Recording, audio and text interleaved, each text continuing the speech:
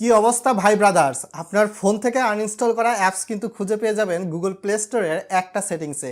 স্ক্রিনটা ফলো করুন। প্রথমেই গুগল প্লে স্টোর অ্যাপসে চলে আসবেন। চলে আসার পর আপনি প্রথমেই দেখতে পারবেন আপনার ফোনে কিন্তু এইরকম ডানের দিকে একটা আইকন রয়েছে প্লে স্টোরের উপরের দিকে। এখানে ক্লিক করে দিবেন।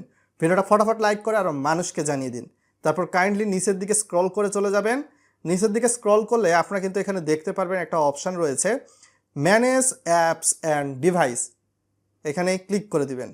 ক্লিক করে দিয়ে আপনারা এখান থেকে দেখতে পারবেন ম্যানেজ নামে আরও একটা অপশান রয়েছে, এখানে প্রেস করে দিন। খুবই একদম ইজি এবং সিম্পল একটা সেটিংস। তারপর এখানে অনেক কয়টা অপশান দেখতে পারবেন। আপনি যেই অ্যাপসগুলো আনইনস্টল করে দিয়েছেন নাম খুঁজে পাচ্ছেন না, এর জন্য এই যে ডিভাইস এর মধ্যে আপনি দেখতে পারবেন এইখানে কিন্তু একটা নিচের দিকে অ্যারোর মতো চিহ্ন আছে, এখানে ক্লিক করে দিবেন। ক্লিক করলে আপনার ফোনে যে অ্যাপসগুলো পূর্বে ইনস্টল ছিল এখন আনইনস্টল নাই, সেক্ষেত্রে এই যে নোট ইনস্টলড এই অপশানটা রয়েছে, এখানে ক্লিক করতে হবে। তো আপনি যখনই এখানে ক্লিক করবেন আপনার পূর্বে ফোনে যে অ্যাপসগুলো ইনস্টল করা ছিল, যেগুলোর নাম আপনার মনে পড়তেছে না, এগুলো সব দেখতে পারবেন আপনার যদি ওই জিমেল থাকে আপনার ফোনে সেট আপ।